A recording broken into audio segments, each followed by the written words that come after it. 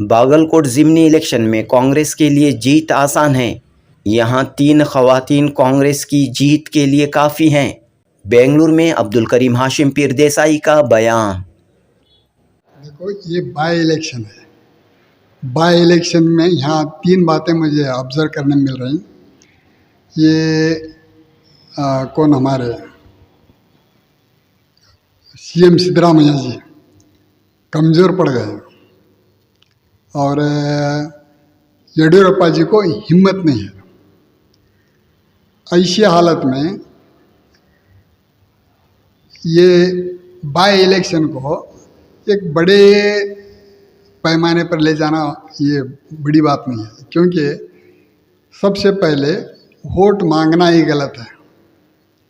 अब मांग रहे हैं तो इतना शोर शराबा करने की ज़रूरत नहीं है, क्योंकि सिद्धरामैया जी सीएम हैं।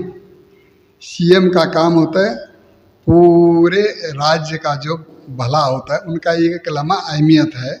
वो सीएम का काम छोड़कर प्रचारक बनकर भिखारी बनकर बागलकोट में गए हैं।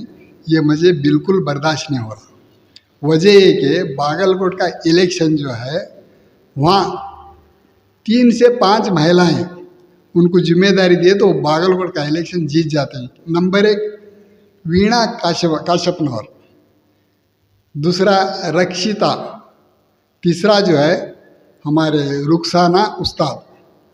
इनकी टीम जो है वो इलेक्शन जिताने के लिए काफ़ी है। इनके कांग्रेस के लिए बागलकोट आसान है?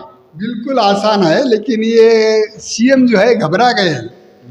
बिला वजह घबराने की ज़रूरत नहीं है, ये बाय इलेक्शन है। क्योंकि बीजेपी जो है स्ट्रांग मुकाबला कर रही है, तो जाहिर सी बात है कि इस इलेक्शन में कोई रिस्क नहीं लिया जा सकता। रिस्क लेने की ज़रूरत ही नहीं भैया, क्योंकि बागलकोट जो है ये 3 महिलाएं काफ़ी हैं। वीणा काश्यपनवर, रक्षिता और रुखसाना उस्ताद। क्यों? वीणा काश्यपनवर जो है हमारे हुनगुन के एमएलए की बीवी है। वो ना हो को एमपी कैंडिडेट थे। दूसरा रक्षिता भी एमपी कैंडिडेट थे, वो कुर्बा समाज के। और तीसरा रुखसाना उस्ताद जो है बीजापुर के मशहूर मिनिस्टर एमएल उस्ताद की बेटी हैं।